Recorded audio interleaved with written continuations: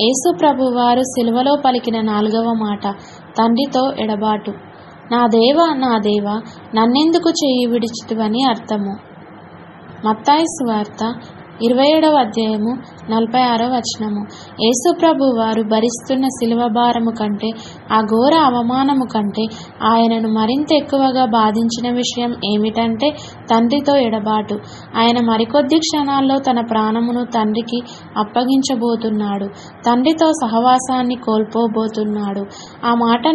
ఆ ఎడబాటును తట్టుకోలేక బిగ్గరగా కేక వేస్తున్నాడు. అది ఒక గొప్ప ఆర్తనాదం.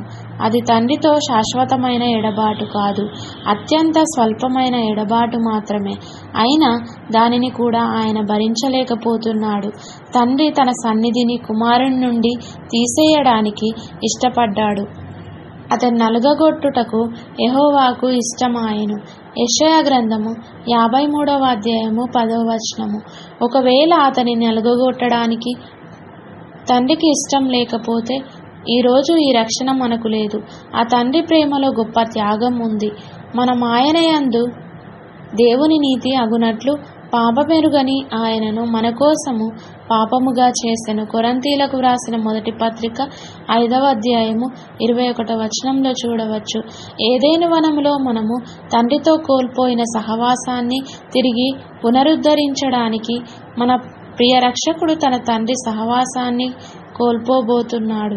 ఎందుకంటే ఆ శిలువయాగమే తండ్రితో మనము కోల్పోయిన సహవాసాన్ని తిరిగి పునరుద్ధరిస్తుంది.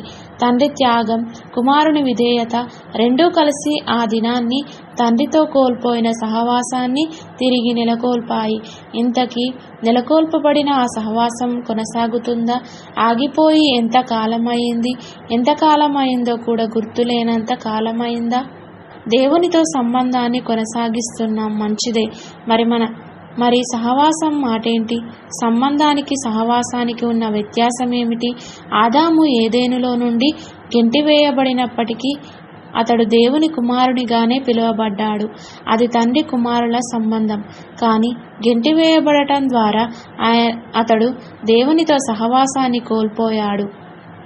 మనము కూడా ఆయన పరిశుద్ధ రక్తంలో కడుగబడి దేవుని బిడ్డలముగా దేవునితో సంబంధాన్ని కలిగి ఉన్నాము. కానీ తిరిగి పాపం చేయడం ద్వారా ఆయనతో సహవాసం కోల్పోతున్నాము. సంబంధం మాత్రమే కలిగి ఉండి సహవాసం లేకపోతే ఆ నిత్య రాజ్యాన్ని చేరలేము.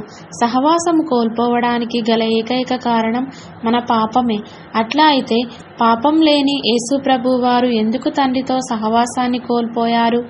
మన పాపముల నిమిత్తం ఆయన పాపముగా చేయబడ్డాడు గనుక. అందుకే ఆయన ఆక్రందన. ఆ శిలువ ప్రేమను అర్థం చేసుకుందాం. మన జీవితాలను సరిచేసుకుందాం. కోల్పోయిన సహవాసాన్ని ప్రారంభిద్దాం. ఆ రీతిగా మన జీవితాలను సిద్ధపరుచుకుందాం. నిత్య రాజ్యానికి వారసులమవుదాం. ఆమేన్.